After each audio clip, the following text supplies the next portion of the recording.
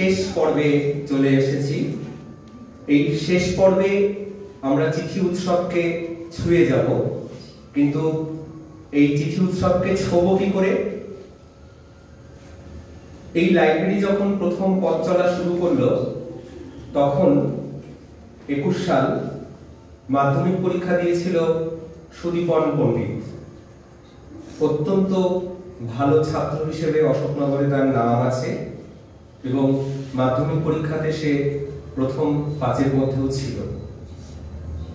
সুদীপন এই লাইব্রেরির নানা কাজে যুক্ত, বিশেষ করে দ্রোহীন পত্রিকায় খেলার লেখা বিষয়ে তার যথেষ্ট অধিকার আছে। সে খেলা দেখতে ভালোবাসে, খেলা নিয়ে লিখতেও ভালোবাসে। ঘটনাচক্রে সুদীপন ডাক বিভাগে চাকরি পেয়েছে এবং সে জয়নও করেছে। দেগঙ্গাতে সুদীপন তার চাকরি জীবন শুরু করবে।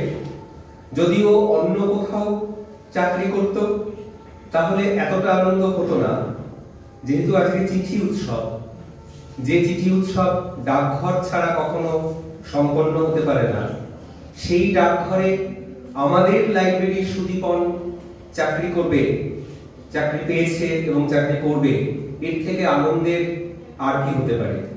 তাই এই অদ্ভুত ঘটনাটিকে আমরা আমাদের মতো করে একটু উদযাপন করব।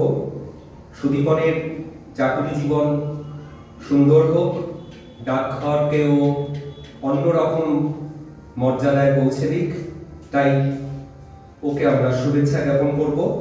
এই শুভেচ্ছা জ্ঞাপনে তার হাতে বই উপহার তুলে দেবেন ভবেশ দাস মহাশয়।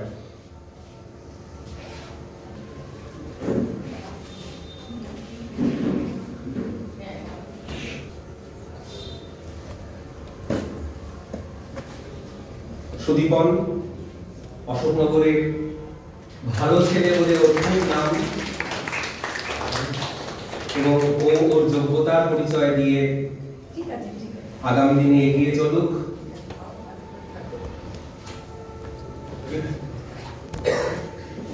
সুদীপন ভালো থাকুক। সুদীপনকে এই শুভেচ্ছা জ্ঞাপন করতে পেরে আমাদেরও খুব ভালো লাগছে।